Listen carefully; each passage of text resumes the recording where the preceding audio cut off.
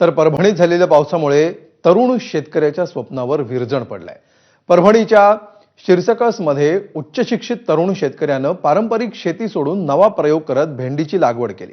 मात्र इथे सुरू असलेल्या पावसामुळे पिकांमध्ये गुडघाभर पाणी शिरलंय। त्यामुळे कृष्ण भोसले या शेतकऱ्याचं मोठं नुकसान झालंय।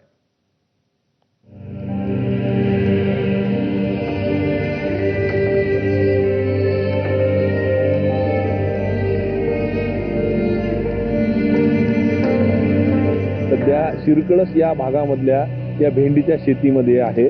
आपण बघू शकतो की जवळपास इथं 1 ते 1.5 फूट पाणी या शेतामध्ये साचलेलं आहे। त्यामुळं ह्या तरुण शेतकऱ्यानं जे काही भेंडी लागवड केली होती त्या भेंडीचं नुकसान झालेलं आहे। आपण जर बघितलं तर ह्याचे जे काही भेंडी आलेली आहे ही पूर्ण सडायला सुरुवात झालेली आहे। आपण बघू शकतो आता हे असंच, कारण मागच्या 4-5 दिवसापासून सातत्यानं पाऊस सुरू आहे परभणी जिल्ह्यात आणि या सगळ्या भेंडीचं नुकसान होत आहे। आपल्यासोबत हा तरुण शेतकरी मित्र, किती शिक्षण झालेलं तुझं आणि काय आता हे नुकसान आहे? माझं ग्रॅज्युएशन झालेलं आहे, माझं BA पास आउट आहे मी आता हे नवीन प्रयोग केला होता। तर याच्यामध्ये आपण भेंडी हे पीक घेतलं होतं, पण आता जास्त पाऊस झाल्यामुळं आता बघताय तुम्ही इथं आता हे पूर्ण मुळा नष्ट झालेले आहेत या पिकाच्या।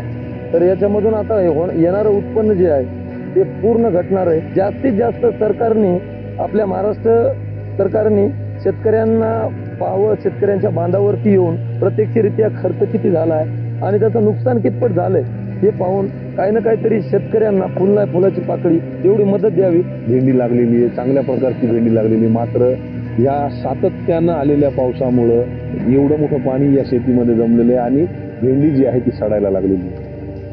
Camera person Venkatesh, Pankaj Kshirsagar, ABP Majha, शिरकळस, Parbhani.